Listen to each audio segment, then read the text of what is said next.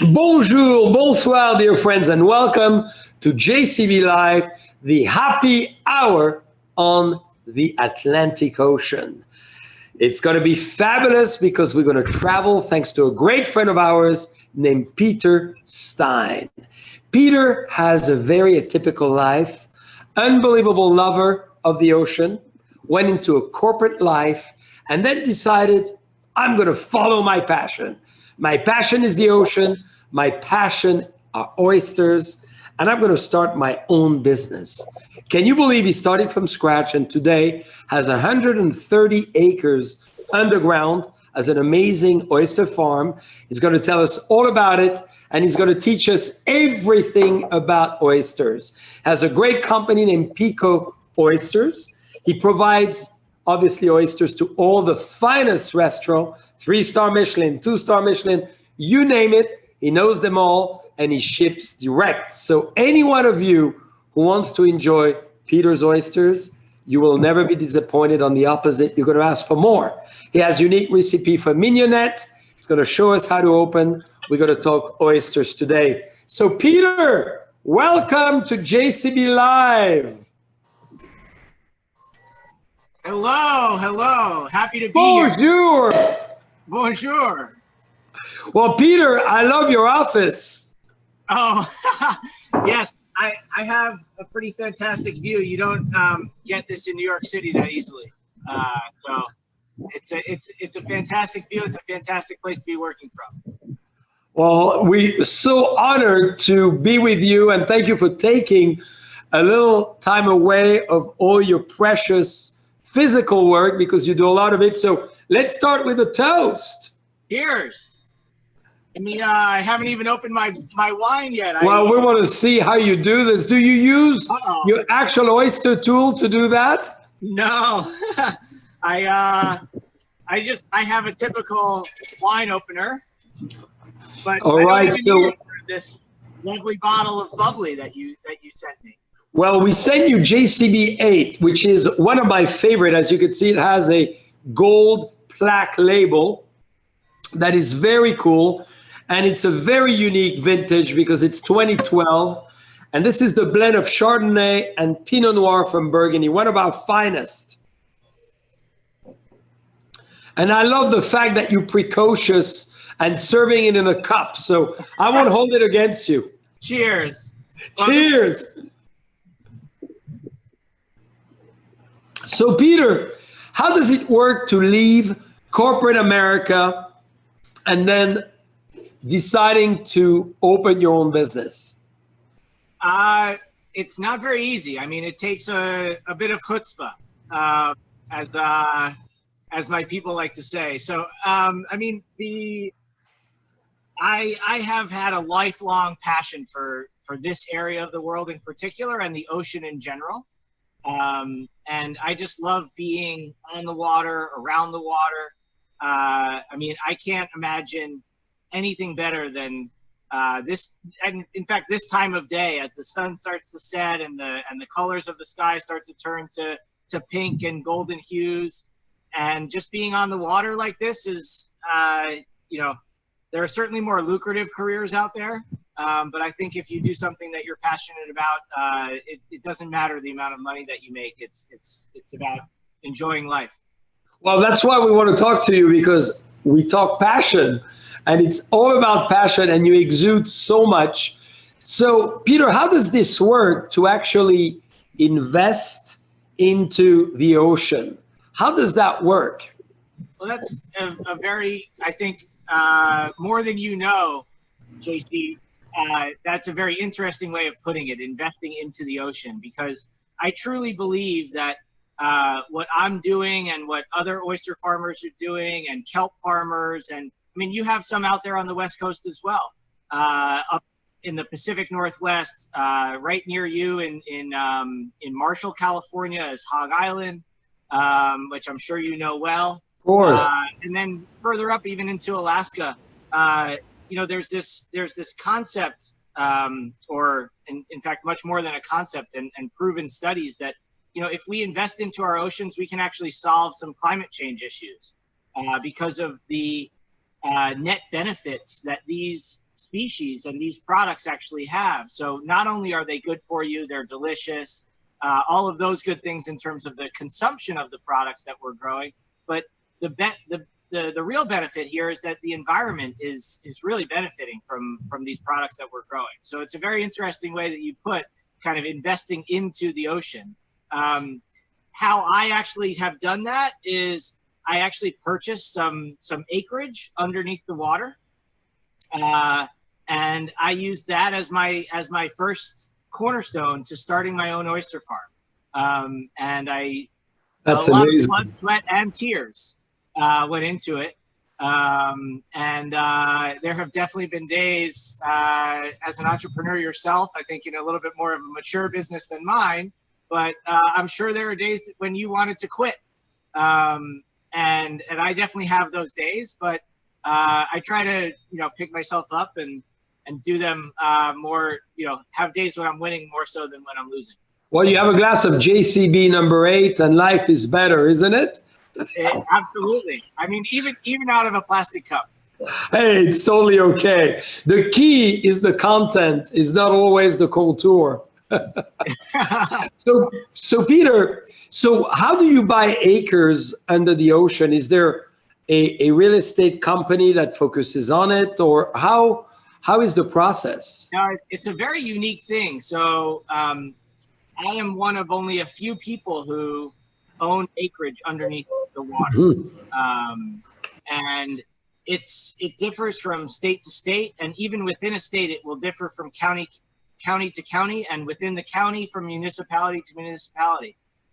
So I was very curious about aquaculture when I was laid off in late 2015, and I spent the winter months and much of the spring and summer as well, kind of researching aquaculture and apprenticing and volunteering and getting as deep into it as I could without actually owning the business yet.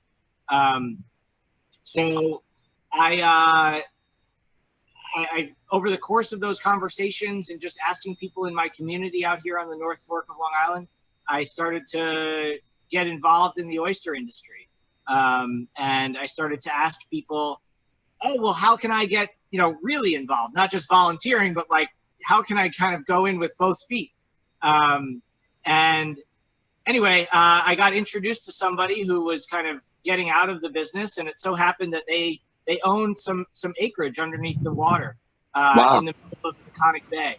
And interestingly, through our conversations, I know that you like history and you like these stories. And Yes. if you go back to like the late 1800s and early 1900s, and you look at a tax map of this area, you would actually see that almost all of the bay behind me was owned privately. And over the course of the first half of the 1900s, there was some overharvesting, some overfishing, as well as a couple of natural disasters where companies started to go under. They stopped harvesting. They went bankrupt, and they stopped paying their property taxes. And as a result, the county, as a vehicle of the state, repossessed all those lands. And there are a handful of holdouts that remain today, one of which is my property. So my deed has a clear lineage back to the late 1800s. Wow, this is incredible. So you bought the land, so to speak, you bought the ocean. It's pretty cool to say, I own a piece of the ocean. And then you started basically your business. So how do you get started in that world? I spent a lot of time learning about oysters, and look, as much as you can read about these things, and I mean the internet's wonderful because you can find so much information out there, and you can go down rabbit holes watching YouTube videos about this stuff and all of that good stuff. But until you actually get out there and do it, it's a very different thing, right? So I started really kind of saying to almost anybody who would have me, or anybody who would answer my email or my phone call or my text message in the summer of 2016, I just started asking people if I could volunteer on their farm and do some work with them and learn about oysters that way, because I was very interested in the business.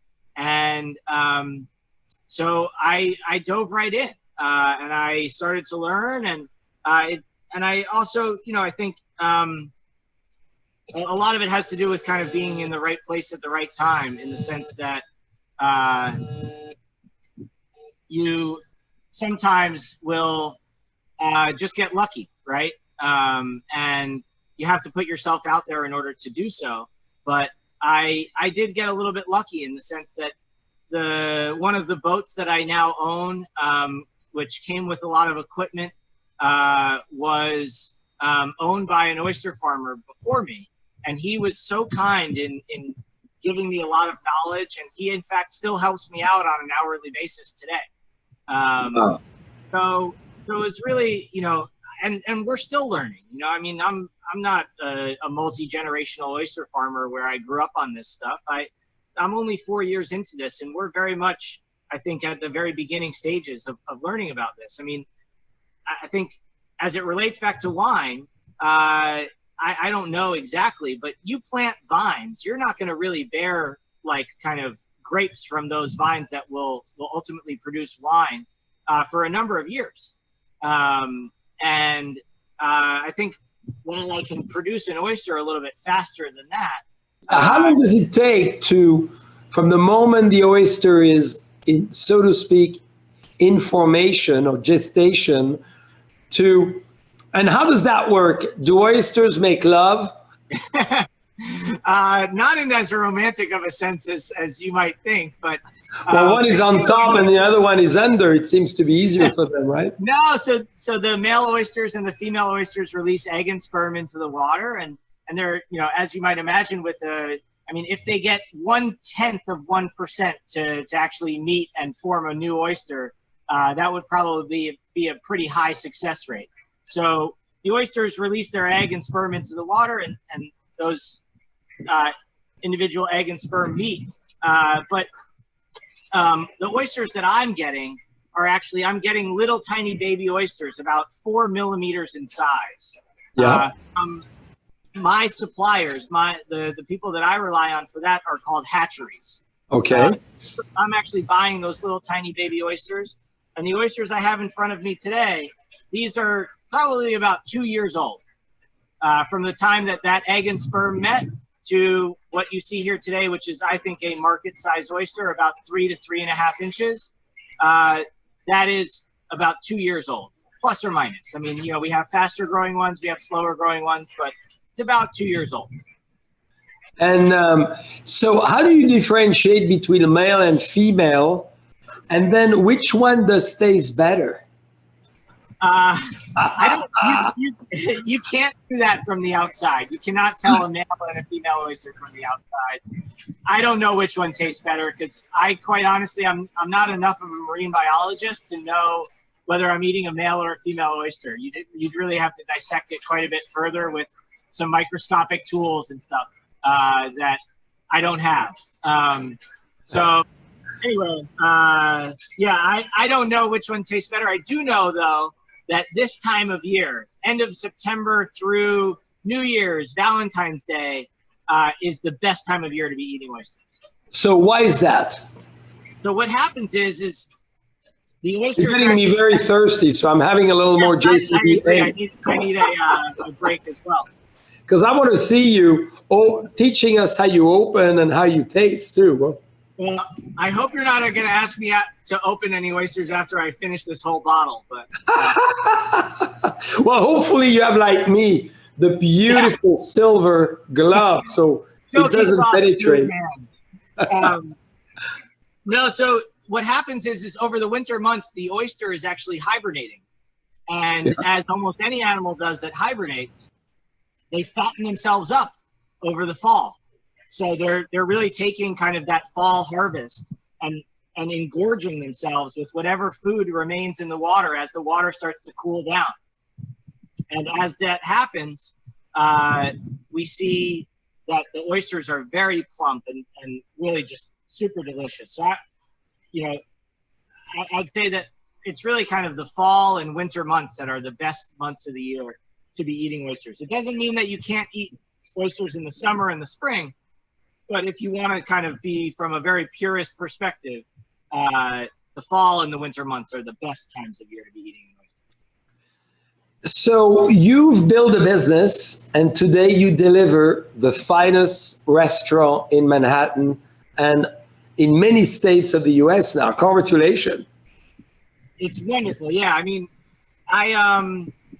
look, I'm very lucky to have kind of been able to get some great introductions from friends of mine. You know, I think one of the benefits that I had of having been in corporate America and been in New York City full time is that I developed quite a bit of a network in New York City. So I have friends who have invested in restaurants and friends who work in the food and beverage and hospitality industry. And, you know, I think I spent years doing business development. And I think people buy from people.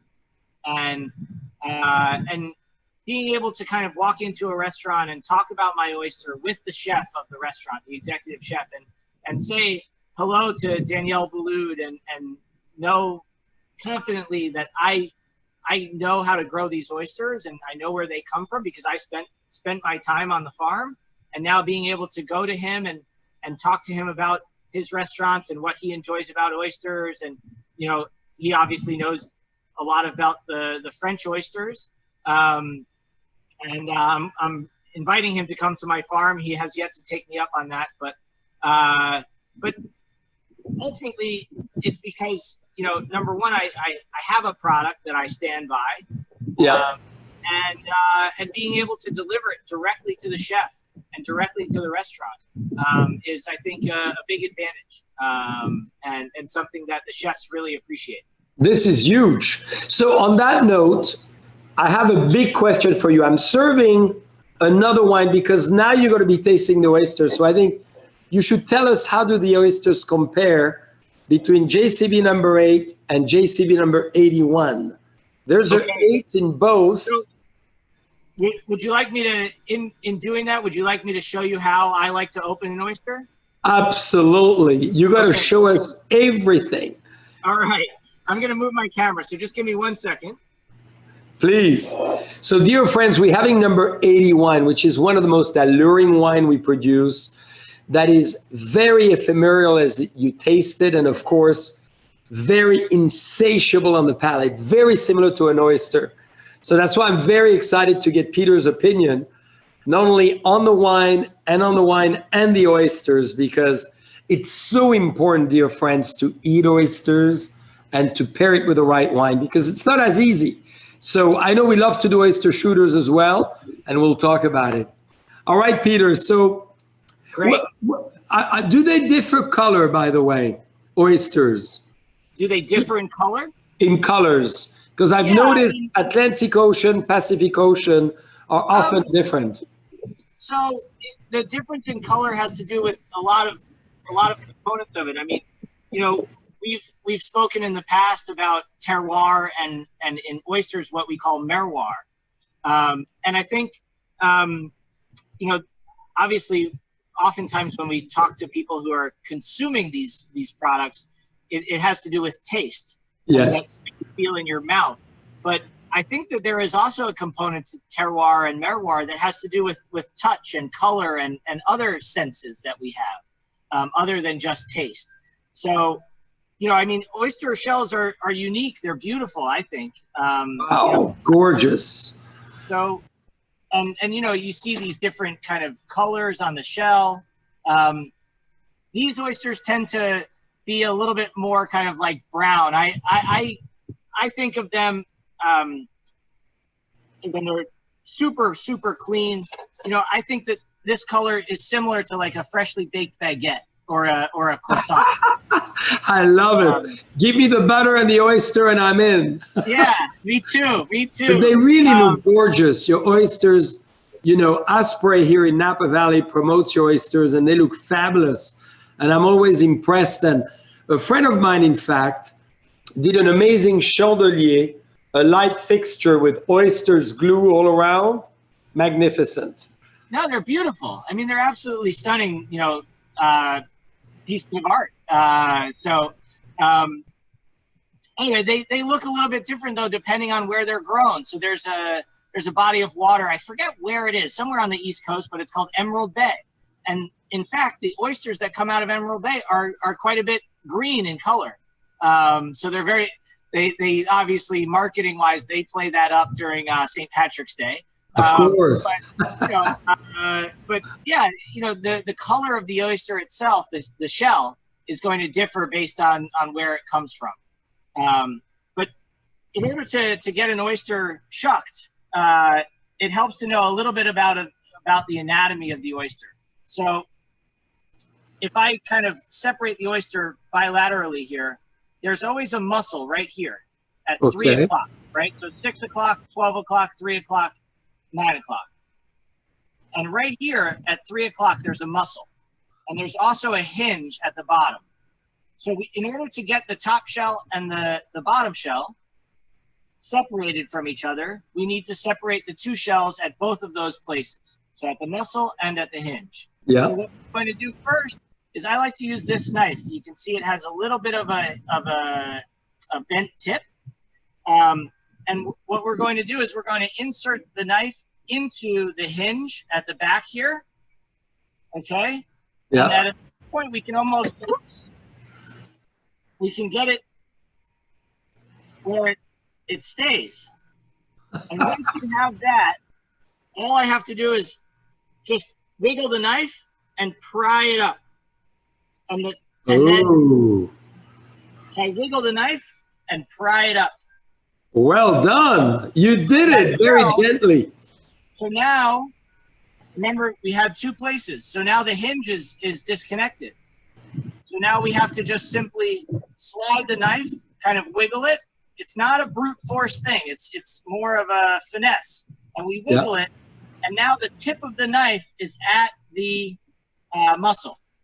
So all I'm going to do is I'm keeping the knife as close to the top shell as I can, and I'm going to sever that muscle from the top shell. Oh, God, it left so easily. So it comes right off, and it came off nice and clean. And now that muscle that is right here, yes, we have to get rid of it from the bottom shell. So we just slide the knife right along there, and now the oyster is nice and loose in the shell, and we can eat it. And do you recommend when you make your mignonette, you add a little bit of JCB in it, right? So yeah, we can do oyster shooters. We can chase the oyster with a bit of wine. In fact, I don't have it today, but the French Kiss wine that I had in our previous conversation was phenomenal. That's right. So anyway, let me taste this oyster, and I'll follow it with a sip of your the number. Perfect.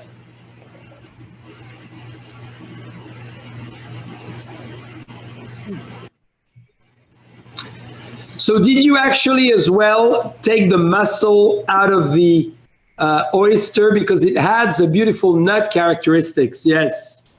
Yeah, so the muscle does come out with the oyster. And by the way, that was delicious. So I think I might just leave now and call it a day. But so yeah, the muscle does come out, and yes, I really do like having that muscle with the oyster, because yes, there's a different texture to it. There's a different flavor profile to it. So how I like to describe the flavor profile of my oyster is it has a good briny punch to begin with, and then a sweeter finish. And following that with the wine is just a delicious bite of food. I mean, I think I could, if we had the time, I could sit and eat this entire plate of oysters. But wow, how many do you have in there? Probably about 2 or 3 dozen. Wow, I love it. I would be right there with you. Come on. So tell us, Peter, about terroir. You know, we use the word terroir in wine, which is really the earth, the plant, the climate, and the passion of the vintner. Give us the definition of miroir and why your oysters are so unique. So so miroir has to do with exactly as you kind of mentioned with terroir. It is the characteristics that the sea gives to the oyster, or that the oyster takes from the sea. And, you know, one of the, I think, very cool things about oysters is that while, I mean, correct me if I'm wrong, but the Napa Valley, as a general geography, has a very similar terroir across the entire Napa Valley, right? Whereas Peconic Bay, which is what's behind me, you can be in one part of Peconic Bay and another part of the Peconic Bay, and you can have a very different flavor profile to the oyster. Same for Napa Valley and Sonoma. That's the beauty of it. Yeah. And same for Burgundy. You could be a mile away or 500 meters away, and you have a different flavor profile. So very similar to you. Interesting. Cool. Yeah. So the miroir has to do with many different characteristics of where these oysters are grown. You know, the soil the same way the soil composition shares its characteristics with the grapes of the vines that you're growing. The water composition shares its characteristics with the oysters, right? So that has to do with salinity. It has to do with temperature. It has to do with the availability of food. It has to do with water flow, the amount of flow of water over the oysters. There are probably other factors that a marine biologist might be able to tell you a little bit more scientifically how that contributes to the oyster, but those are the main ones. And then also not only that, but where in the water column it's grown, right? So we have equipment that can grow oysters at the surface of the water, and we have oysters that are grown at the bottom of the water. And what's the taste difference between the two? So an oyster grown very close to the surface usually has a little bit of a saltier flavor, right? So have you ever been water skiing or tubing or something like that, and you fall off the water skis or you fall off the tube and you get a nose full of water? That's what happens to me most of the time. I drink a lot of water that way. Yeah, I have the same experience. That kind of flavor, although that may be a little bit of a negative experience, getting a nose full of water as you fall off water skis, that has, if you think about the flavors in your mouth, like there's that saltiness of the bay. And that's very similar to what an oyster at the very surface of the water column will taste like. Whereas further down in the water column, as you get closer to the bottom in 10, 12, 15 feet of water, the oyster is going to have a little bit less of that salty punch. Yes. Still going to be very briny, but in a little bit more of a mild way. Now, Peter, you mentioned West Coast, East Coast, Atlantic Ocean, Pacific Ocean. So what are the flavor differences of that? Because afterwards, we're going to try a Pinot Noir, number 11. And there's a lot of difference between a Pinot, brought up, raised in the Russian River, and Sonoma Coast versus a Pinot raised in France in Burgundy. So would you define the two differences for us? Yeah, I don't know that I can. So as a rule of thumb, your oysters grown on the East Coast are going to be a bit brinier, and brine is more the word that we use to describe kind of like a salty flavor profile. It tastes like the ocean a little bit more, right? The West Coast oysters, as a rule of thumb, tend to be a bit creamier. But again, we have enormous variety within the East Coast, even within Peconic Bay. So it's very difficult to kind of like speak in broad terms of Pacific versus Atlantic. But But as a rule of thumb, my opinion is that an East Coast oyster tends to be a bit brinier, and a West Coast oyster tends to be more on the creamy side.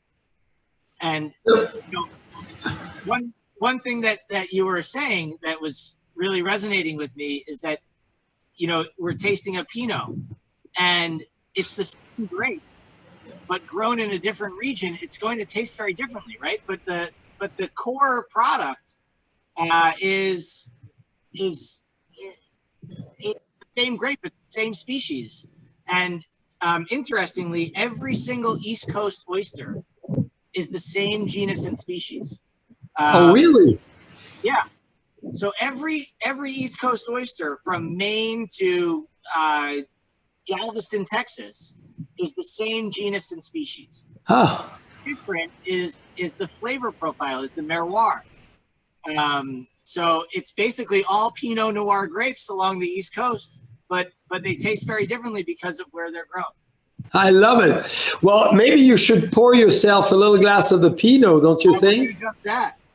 The night is very young, and I know you need more wine after a big day of work in the sea. So, Peter, you've started a great firm named Peeko. How did you manage during this little pandemic that has been obviously very difficult for you, with fine dining and all the top restaurants you've mentioned that you deal with? It's been very difficult. My business went, I was selling directly to restaurants, and that was my only business, was selling directly to restaurants. And as the pandemic hit, I lost all of my business. I mean, it went from 100% to zero. Because I had no real consumer business. Every once in a while, somebody might stop by my facility here and pick up a dozen oysters, but that's negligible, right? So my business was hit extremely hard, and I said, you know what, I need to get up and fight. And I started contacting people, individuals. 90% of oysters are eaten in restaurants. So what that told me is that there's a big demand for oysters, but it's only in restaurants. And now people can't go to restaurants. This is a few months ago. People can't go to restaurants because restaurants aren't in business. They're closed.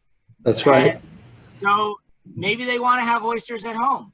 Let me see if I can't bring them oysters at home.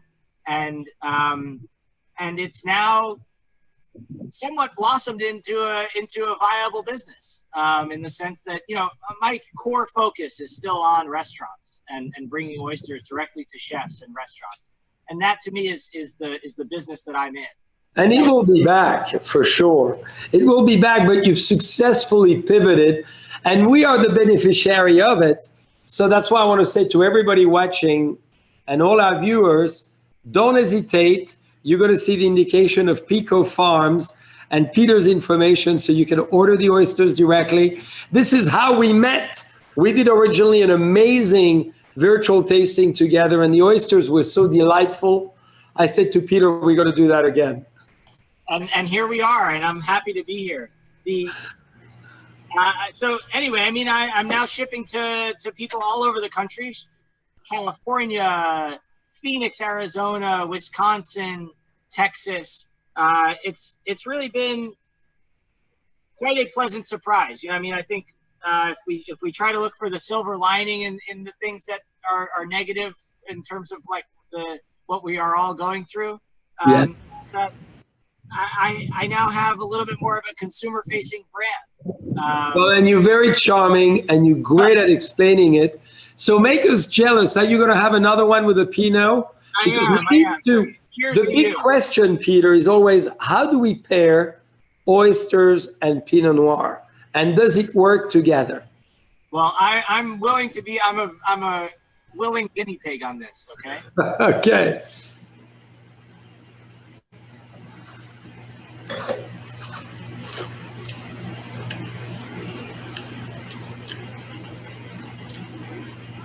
I think that pairs lovely. I think like You're going to expose my minimal knowledge about wine right now, but I think the Pinot Noir tends to be a little bit lighter than other more full-bodied reds.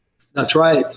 I think the clean, crisp, kind of salty flavor of the oyster is nicely balanced by that kind of light red wine of the Pinot Noir. I don't know. There's a balance there that it's doing some magic in my mouth. That's for sure. I love it. Hey, I find it. I would imagine I've had a lot of the Pinot. This one is very graceful and tends to be quite romantic. So I hope it works well within those terms with the oysters as well. It's delicious. I so think Peter, I'm going to get the oyster for my next sip and just have it. I hope. So Peter, I wore for you one of my jewelry, which is full of beautiful pearls. That is. What are the chances, Dylan? Maybe you want to zoom so Peter can see it better. What are the chances, Peter, that we could find one of those incredible oysters with lovely pearls like this? Those are Tahitian pearls, and this is meant for 69, the 6 and the 9, and the arrow going through the heart. So I put my skate jacket so to simulate your oysters as well. And I'm dreaming when I open oysters to eventually be able to find pearls. Is that just a dream? Yeah, unfortunately, I think you're going to have to shuck a lot of oysters in order to find a pearl that looks like that. The oysters that the pearls that are grown in the South Pacific are actually grown for pearls. The occasional pearl that you might find in the oyster is not really what you have on that beautiful piece of jewelry on your lapel there. The oyster, these oysters will produce what I guess technically, I'm no jeweler, but what technically is a pearl, but is not a beautiful Mikimoto or Tiffany pearl. It's, I found one once that was, I'm trying to think, maybe about the size of a BB. Oh, like really? A little BB gun. And it was not round and perfect, and it had no kind of luster and beautiful shine to it. It was much more kind of, it had a matte finish as opposed to like a metallic finish. So unfortunately, every once in a while you see a story. I know that a couple of years ago there was a story in, I think, the New York Post about, have you ever been to Grand Central Oyster Bar? Yes, I have. So Grand Central Oyster Bar, when they are in full swing of business, they are shucking something, I've heard, around 250,000 oysters a month. Wow. And the farm on its own. Yeah, so, and only once in a while do they find a pearl. So once every few years do they find a pearl of any significance. So I was going to buy a lot of oysters from you, hoping that somehow, someday, I will find the golden ticket, but there's no chance. Huh? Perhaps I will invite Willy Wonka over and have him send the oysters directly. Maybe you should start to insert a few in there so we have a pleasant surprise. Perhaps that would really be the golden ticket for sure. But unfortunately, yes, the beautiful substance, by the way, that makes the iridescent shine of a pearl, that is an actual substance called nacre, N-A-C-R-E. Yes. And that substance is present in these oysters. It just doesn't form pearls.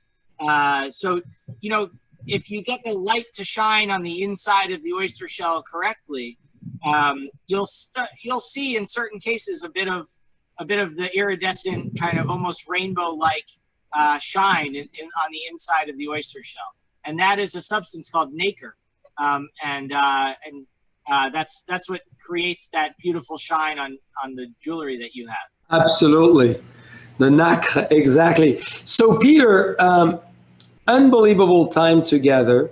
maybe one last question, Peter. Please. And I know you've been so informative on the merroir versus terroir, on the origin of oysters, on how they grow. I mean, water education, how to open them.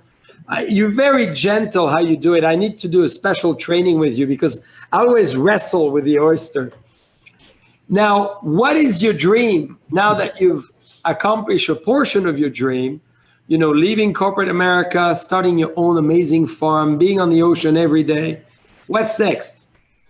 Yeah, I don't know. I mean, look, I think I don't know that I've accomplished my dream at all. I think I very much always feel like I have a lot of work to do. So I want to continue growing my existing business. I would like to, as the permitting in New York State allows, I'd like to grow additional species like kelp, for example, which is a seaweed that has a lot of different uses, both for human consumption and otherwise. And I'd like to continue growing my business. I mean, I think, you know, there's a lot to be said for seeing something through to growing it. And you know, I mean, there are a lot of brands, both within the world of oysters as well as outside of it, that I aspire to be like in terms of having both consumer-facing components to the brand as well as wholesale components, B2B type of things. So I have a lot of work left to do before I kind of accomplish my goal or my dream. But I think it's, you know, we're on a good path, and we're making progress every day. Well, congratulations, Peter. And we want to thank you so much for being with us today. I know you were on the ocean all day, which was a lot of fun, I'm sure, and you've been so generous of your time. We're very grateful. And dear friends, we're going to be posting Peeko Farms, so you can order the oysters if you decide.